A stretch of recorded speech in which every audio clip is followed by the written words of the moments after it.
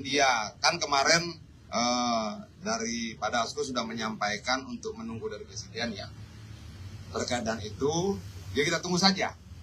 Tapi sebenarnya kalau kita lihat, sebenarnya kan ada apa sih isinya? Kalau kita bikin mobil itu ada komponen lokal yang diproduksi lokal, TKDN. Apa tuh TKDN? Karoseri TKDN, kandungan dalam negerinya lah, gitu loh. Rata-rata kan kalau saya tidak salah ya, itu sudah rata-rata 40%. Apakah kemudian impor yang dari mana? India ini juga memenuhi kriteria itu? Jangan sampai kemudian pabrikan-pabrikan yang sudah membangun di Indonesia, yang sudah memenuhi 40% TKDN itu, kemudian kehilangan kesempatan karena hal-hal lain. Menurut kita dan saya setuju, kemarin salah satu pimpinan DPR mengatakan bahwa kita tunggu dulu ya. Kita tunggu dulu. Itu soal mobil. Yang kedua apa? Soal ketua BEM UGM diteror setelah kritik MBG. Teror itu udah nggak laku ya. Sudah bukan zamannya. Itu zaman dulu. Kalau kemudian kita hidup zaman sekarang, kita harus lebih beradab. Perbedaan pendapat itu sesuatu yang biasa.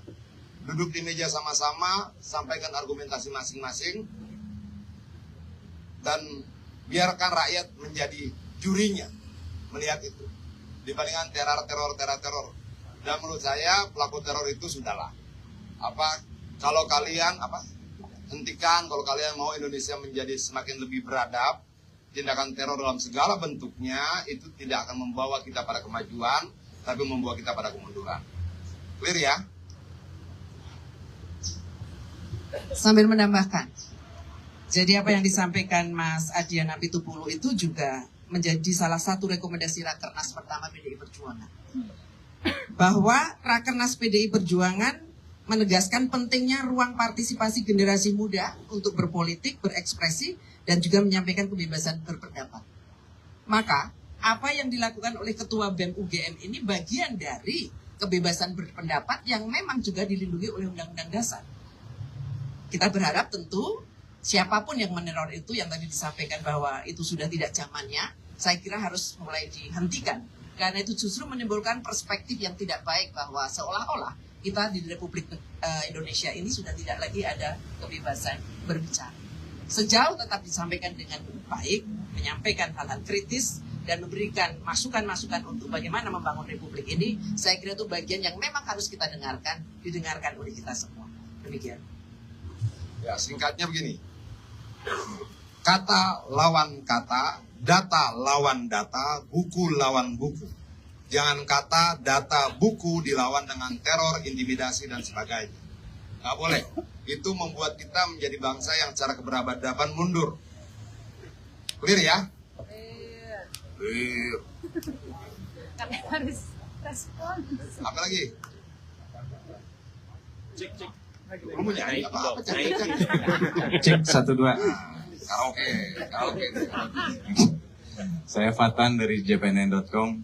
Tadi kan Bang Adian, Bu Esti juga menyebutkan bahwa mandatory spending itu 20%. Kemudian Presiden mengeluarkan perpres bahwa BGN itu mengambil 200 sekian T. Dengan kondisi ini, apakah PDIP ingin menyebutkan bahwa Presiden itu sebenarnya melawan konstitusi? Itu yang pertama. Yang kedua adalah tadi Bang Boni menyebutkan guru, bagaimana nih nasib guru dengan dosen atau tenaga pengajar yang lain. Apakah PDIP sudah mengkaji dengan ditariknya dan hilangnya 200 T ini ke BGN, itu akan menurunkanlah atau mencekik para guru kita, termasuk proses belajar mengajar yang ada di daerah, apalagi kalau kita bilang 3T ya. Apakah sudah ada kajian itu, Bang? Terima kasih. Yang siapa nih? Abang aja sebagai yang ada background legal.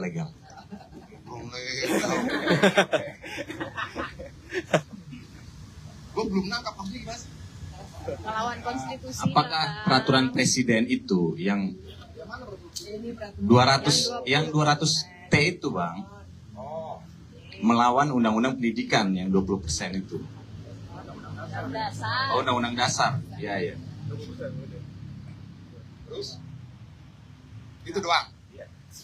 Kita tidak mau masuk pada wilayah itu, tapi kita mau meluruskan dulu bahwa sebenarnya ini loh angkanya, bahwa ini bagian dari anggaran pendidikan. Itu loh, tidak terpisah. Jadi bahwa kemudian ada tafsir yang lain seperti yang lu sampaikan, itu persoalan nomor 2 yang tidak akan kita bahas di sini karena kita mau menyampaikan dulu pada publik. Ini loh fakta-fakta datanya, dan ini